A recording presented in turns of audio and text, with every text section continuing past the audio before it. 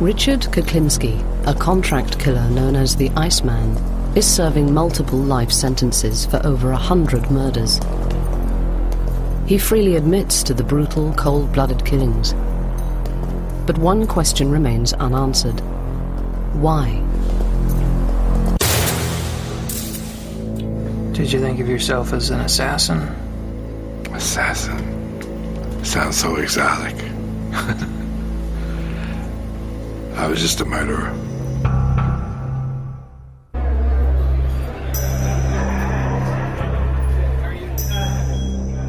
In July 2002, Dr. Park Dietz, a world-renowned psychiatrist and consultant to the FBI, visited Kuklinski in search of an insight into his twisted criminal mind. Over the course of 4 days, Dr. Dietz spent 13 hours with him, trying to penetrate the psyche of this remorseless killer. If I understand you correctly, you're positive you killed more than 50 people, and Definitely. you think you probably killed more than 100 people. Definitely. You're sure of that one, Definitely. but not sure it's more than 200. I wouldn't say definitely to that. Maybe yes, maybe no. I would say less than 200 people. Well, you tell me. It's not less than 200 people. You killed more than 200 people. Sure. Yep. I killed, basically, 100 people when I was a young man, before I even knew anybody. Too much. One part of my life, I killed people for nothing. Just for somebody to look at me wrong, I would kill them. Stab them, shoot them.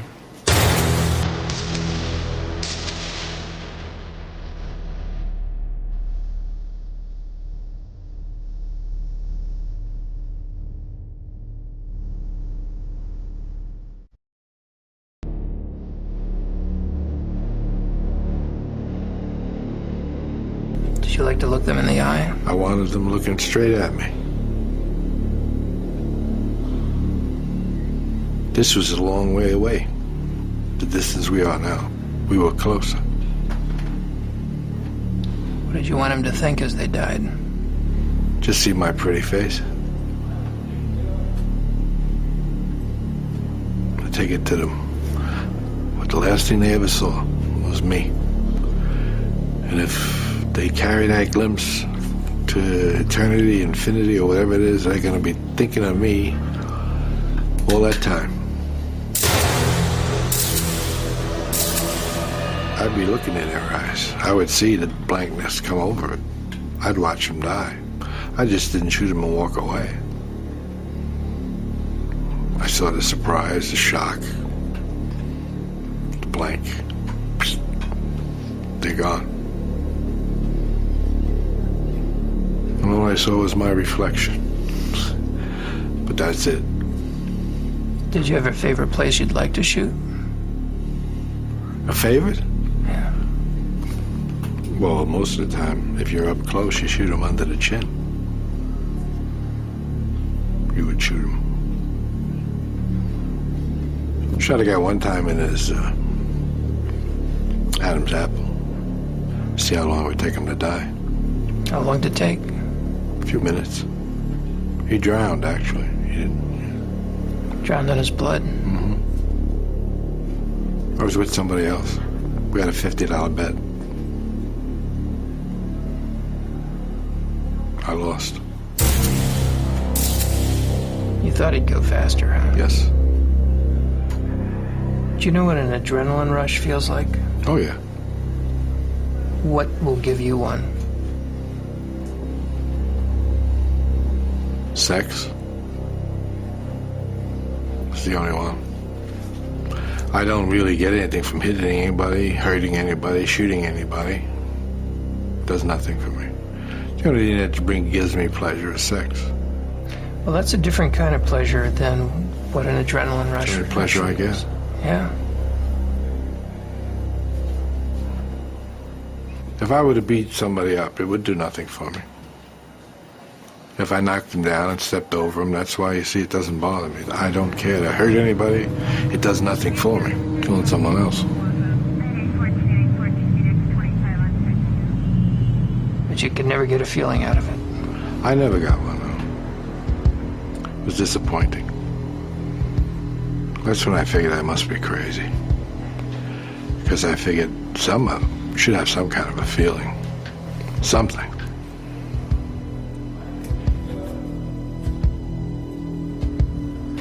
Dr. Dietz discovered that by the age of 10, Richard Kuklinski was already showing signs of pathological behavior. How were you with animals at that age? Deadly. Cats, dogs? Cats, dogs. I used to tie two cats' tails together. I drove over a clothesline and watched them rip each other apart. How long does it take? Not long. Did they both die? I don't know. I never stood around to see the final thing. I would say eventually they both died because they were both pretty well tore up. It's got to be noisy. It was quite noisy. What else would you do with cats? Well, we had the incinerator in the projects there. So I threw a cat in the incinerator. Then I threw a book of matches in there. And through the door, I watched the fire get bigger and bigger, and this cat was running around, trying to get away. Eventually, the fire got too big for him, and he didn't run anymore.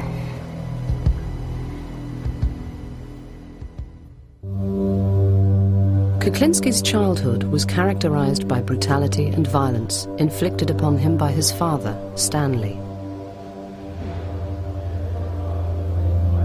What's the worst beating you ever took from your old man?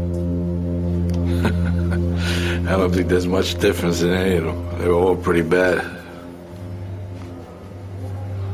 He left his mark on me, pretty much. And he did most of that before you were, what, 11? Yes, I was young. And was that worse when he was drinking?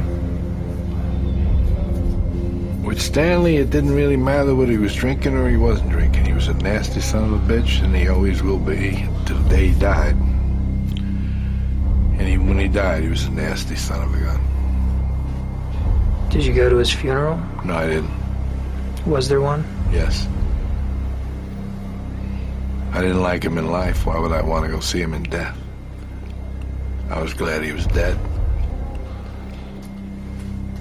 How about your mom? How was she? Over the years, I got to dislike my mother a great deal. But now that I have more time to think about it, she was just a victim of her own life. As a kid, how did you see her? Hateful. Disliked her a great deal.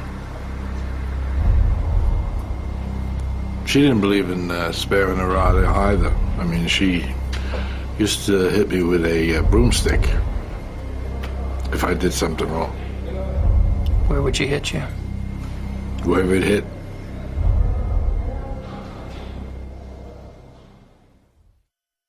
As Kuklinski grew older, he no longer had to suffer his father's brutality. Instead, he chose to inflict his own on others, often for little or no apparent reason. How much would somebody have to humiliate you before you'd become obsessed with killing them? It would be the degree he humiliated me.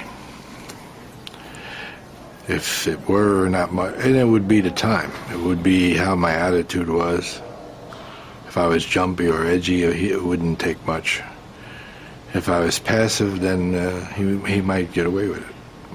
But no one really knew. I took a guy down one time, just following him around. He was with a few people. Now, as they went to the bar, this person decided he couldn't wait to get inside to urinate. He never did. Everybody else went in. He stayed outside to urinate. He urinated. He went comfortably anyway. He had an empty bladder. But I actually strangled him. From behind, I assume. Definitely. I actually did it in a way that's maybe this is original, and maybe not. I don't know. But I put the rope around his neck, twisted it, and threw him over my shoulder, and held him there. So actually, I was the tree hanging him. Yeah. And he eventually just stopped kicking. And I let it loose at one end. He slid down to the ground. I put him over by the garbage and left. Had you brought a length of rope with you?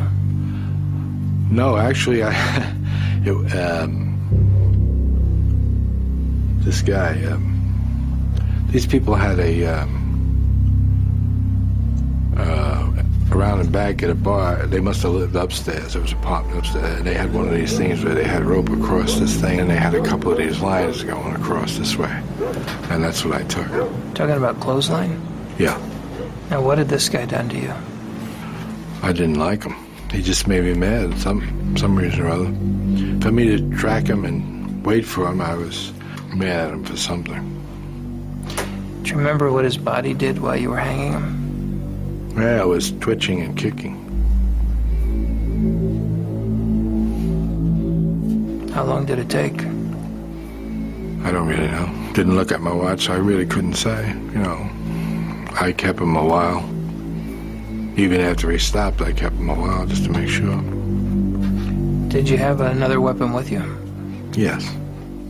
But this was quieter. It was more personal. I actually felt him die. Did you like that?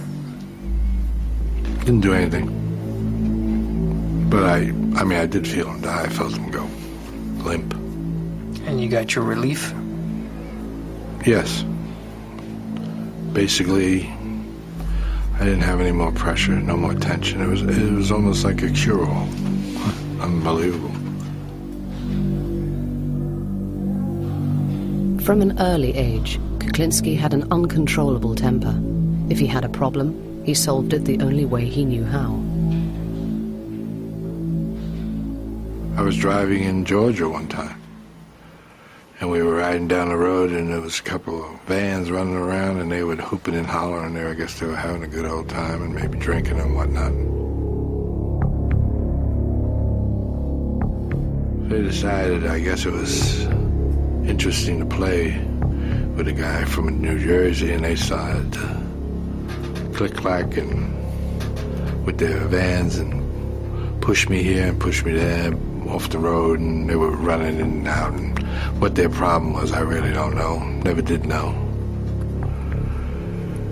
But it came to a point where I got extremely mad about that, and but it was silly of me because I was away from home. I had no backing. I had no problem. I only had one weapon, which was in the trunk, which was a .357 with a hair trigger. So I stopped the car and got out, opened the trunk. I had the release went in the trunk and took the .357 and just stood there. Now, apparently their eyesight mustn't be too good, because I don't think I'd walk up on a guy with a .357 standing by his side. But these fellas did.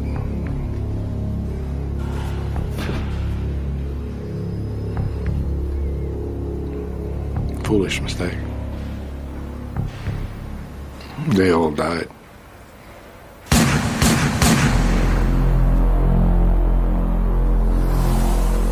And I didn't even know them. How many? There was a few of them. I reloaded. Killed every last one of them. Yeah. And that wasn't even one I wanted to do.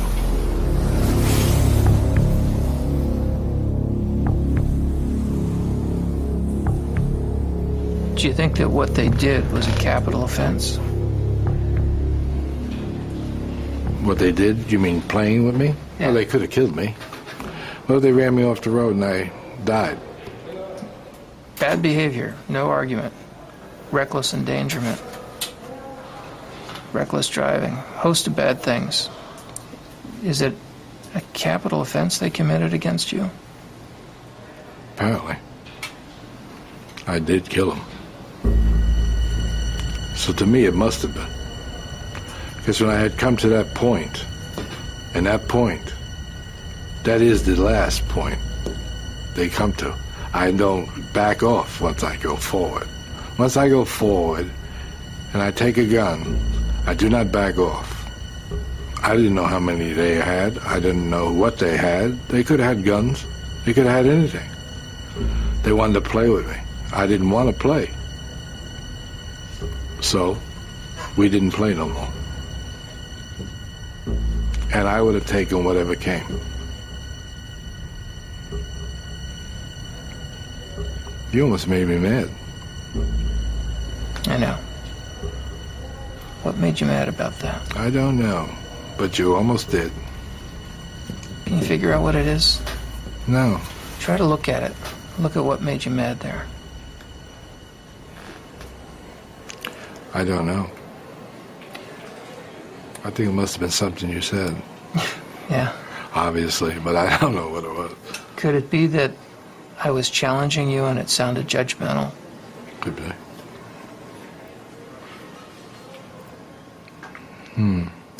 Yeah, it could be. Because you've got me annoyed with you now. Yeah. That's the truth. How mad are you? Not bad. Pretty. I feel a little flushed. So that means that I've reached a point in my life that I'm a little annoyed. What would you like to do? Doesn't matter. I don't think it's gone to the point that I'm actually going to do anything stupid. Just curious to myself why it happened. I don't know why it happened. I'm actually almost glad it did happen because you had a chance to see something. But I don't know why it happened. Did you feel I was criticizing you? Yes.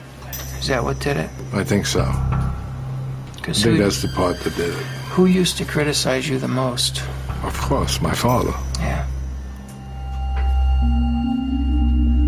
Kuklinski's efficient, remorseless killings came to the attention of the mafia, and in his 20s, he graduated from the random, impulsive murders of his youth to a new career as a contract killer. He recalls his first murder for hire.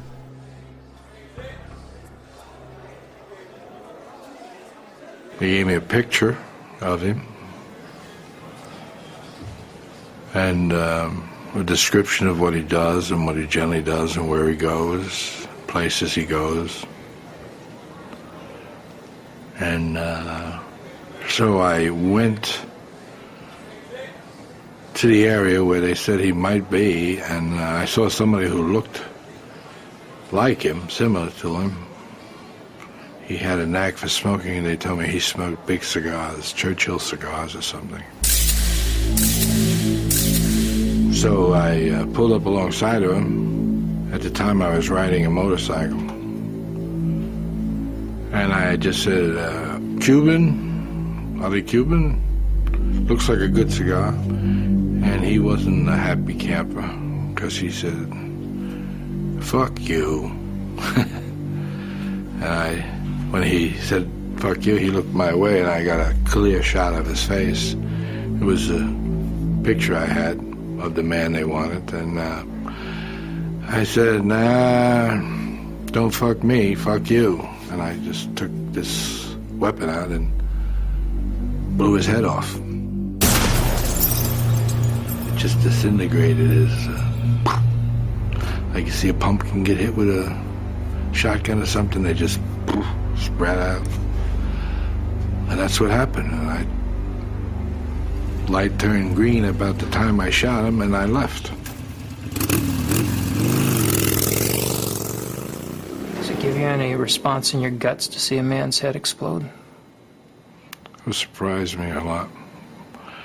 A response in my gut. What kind of response do we want? I don't know. I don't have any response. Most people, when they see horrible things, if they see somebody badly injured, certainly see something that awful, have a visceral reaction. They feel nauseated. They may want to vomit. It makes them very uncomfortable all over real fast. Did you get anything? No, it's a good thing I didn't have to vomit, because then I would have had real problems on that motorcycle. But I didn't have that problem. I didn't have any sickness, dizziness, or upset stomach or anything like that. It helped you adapt and cope, not to care. Definitely.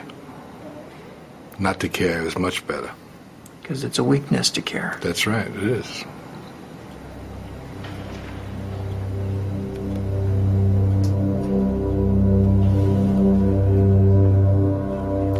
Then you have baggage. When you care, you can't just move. You have to worry. And you got something to lose. That's right. By the late 60s, the Iceman had become one of the mob's most prolific contract killers. Some of his most brutal murders took place at the Gemini Lounge in Brooklyn, a favorite haunt of mafia men.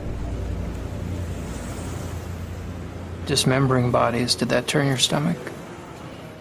Shirt with a chainsaw. That would be downright stupid. And I definitely have the wrong. I don't think I could walk around with bits of meat hanging off me or bits and pieces of somebody's body hanging off me. I would probably smell a little bit bad also at that point. So what's a better way to dismember Just a a body? knife. A butcher knife, you cut it around the bone and a little slice here, a little slice there, and wrap it, ship it. Do you understand that most people can't imagine doing that to a human? Sure. I can understand that a great deal. I can't understand why I can. Did you have to cultivate that ability, or is that natural for you? I don't know. I don't recall. I did it. I don't recall when I started doing it or why, or the feeling I had when I did it. I don't know. Jeffrey Dahmer told me that when he cut bodies apart, Yeah. it repelled him. He found it horrible. He had to get himself drunk to overcome that Stink. natural revulsion. Yeah. It's because it's disgusting. Yes, it is. But to you could just do it, no feeling. No. The smell sometimes was annoying, but I would put cologne on. I would generally put cologne across here, so I could smell the cologne a lot better than I could smell anything else. Shooting, stabbing, strangulation, even poisoning, all part of Richard Kuklinski's murderous repertoire. He sometimes froze his victims' bodies to disguise their time of death, earning him the name of Iceman.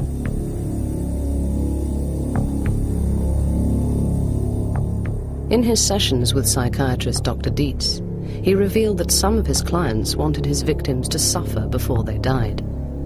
Of course, Kuklinski obliged, creating the kind of death nightmares are made of, often capturing the torture on film.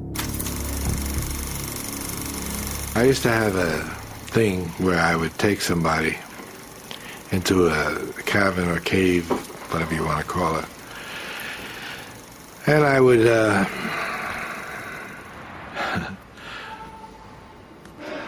tie them up or tape them, their hands and their feet together, and then I would leave them there and I'd leave a camera on.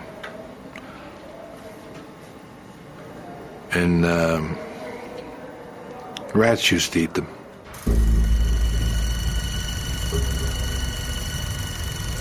Rats used to kill these people.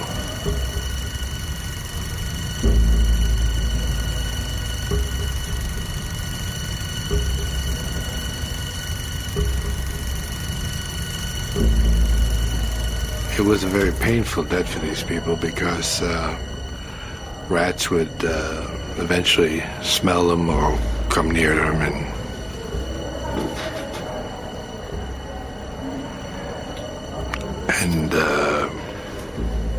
start nibbling away at them. The people would definitely scream and yell and holler and try to get away. And eventually more rats would come, and they would consume these people eventually, you know. But there was a lot of screaming and yelling in between. But when I did that and I watched it on, the devil was that, Super 8, I think it was.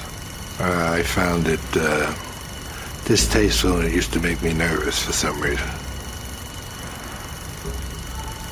And so that was some type of a feeling which I wasn't too keen on having. But I did it because it gave me a feeling of some kind, and therefore I was trying to find out what it was that was giving me some type of feeling. Whether it was the horror of what was going on, or the screaming that was happening, or just the nastiness of it. But I never figured it out. But I did that quite a few times, too. Maybe too many times. And watched it? Yes.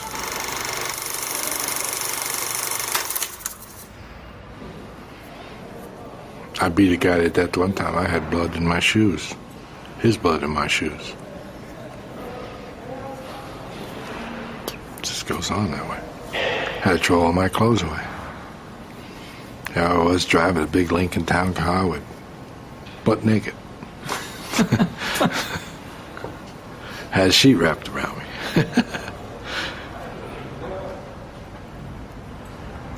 We're having too much fun, you know that?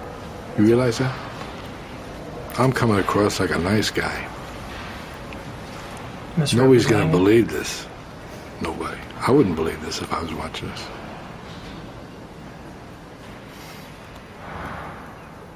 Because I'm the furthest thing from a nice guy. I am what you call a person's nightmare. Because of the way I project myself, people think they can get by. And then all of a sudden, when they wake up, it's too late. They already hit the stop sign. And that's a dead stop. But there have been people you've been good to, aren't there? Not many. There have been people. I don't know what you consider good. Your interpretation of good might be different than mine. I don't know. What do you mean good? Well, how do you think you were with your kids? Oh, the kids.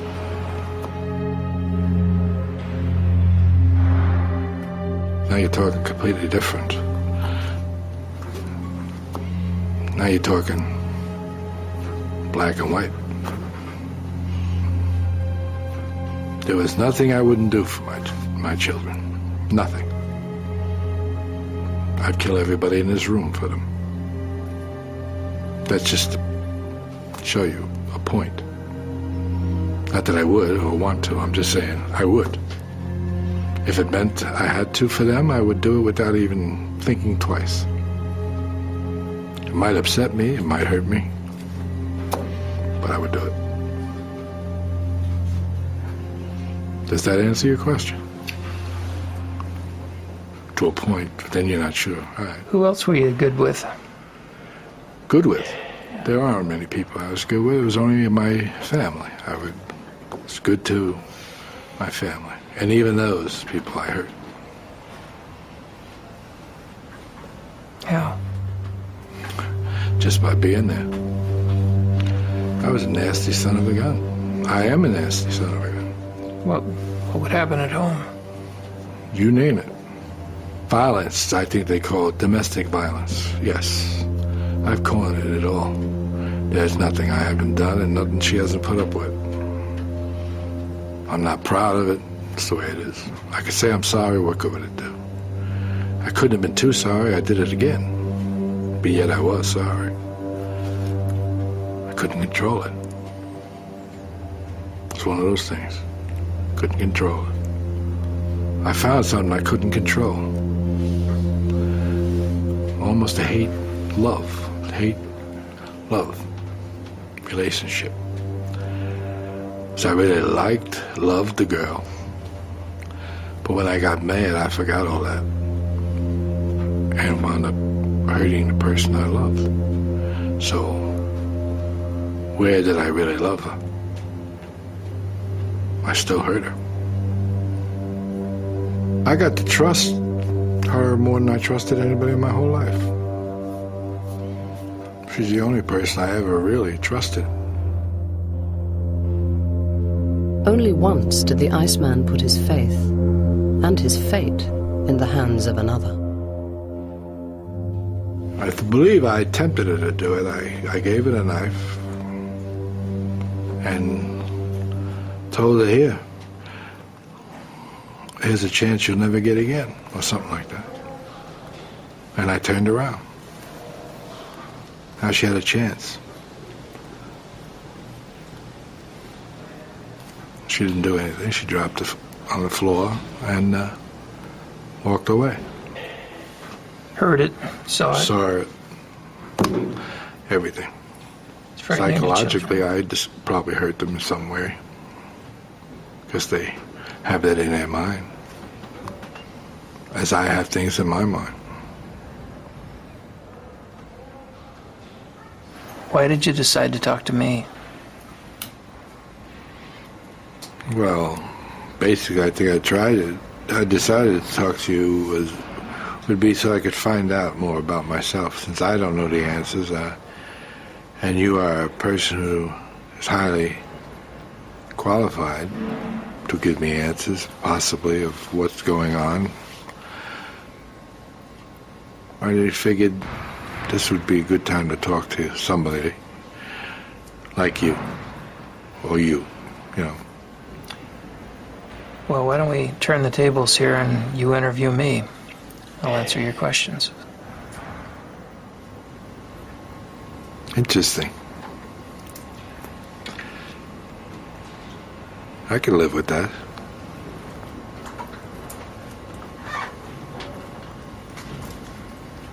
Just so happens I might have a question for you.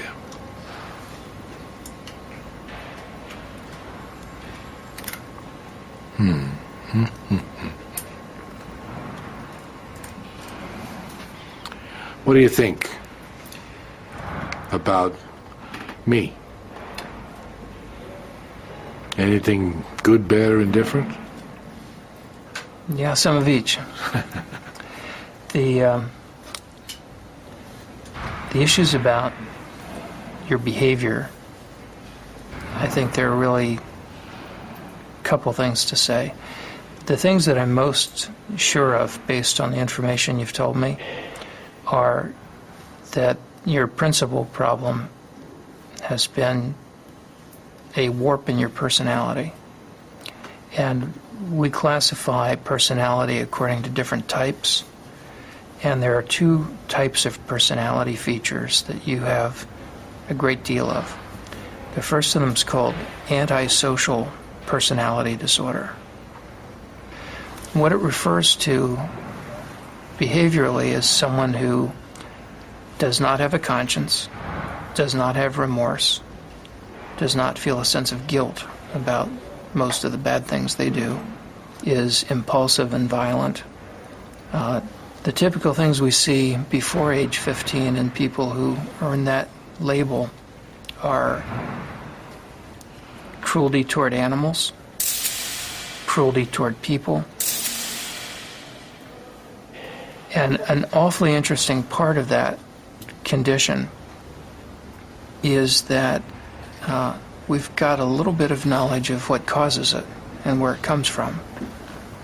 And that's where there's some good news and some bad news. The bad news is that part of where that comes from is hereditary. That there's a genetic basis to being a fearless person. And you've told me about how rarely you have any experience that even begins to resemble nervousness or fear. It takes extreme things to make you have a sense of impending danger. Normal people get fearful about a wide variety of things frequently and would be beside themselves with the kinds of experiences that you had on a weekly basis. You couldn't have done the things you did if you were capable of ordinary fear. But the fact that you're born with a genetic predisposition to fearlessness doesn't mean that it's inevitable for you to become a criminal.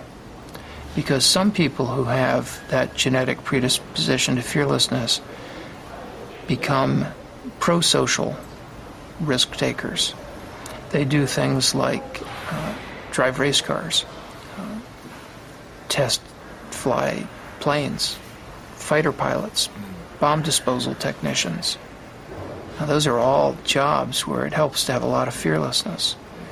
And in fact, some people in law enforcement are brave and have that same capacity to be fearless. And the difference between the people who grow up to be risk-taking good guys with white hats and the people who grow up to be risk-taking bad guys with a long, long rap sheet and a lot of crimes has to do with how their parents raise them.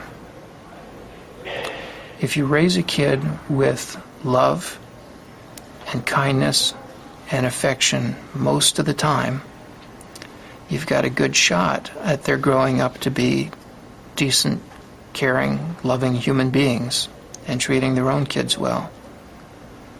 But if you raise a kid the way Stanley raised you, with no love, no affection, constant abuse, beatings for no reason,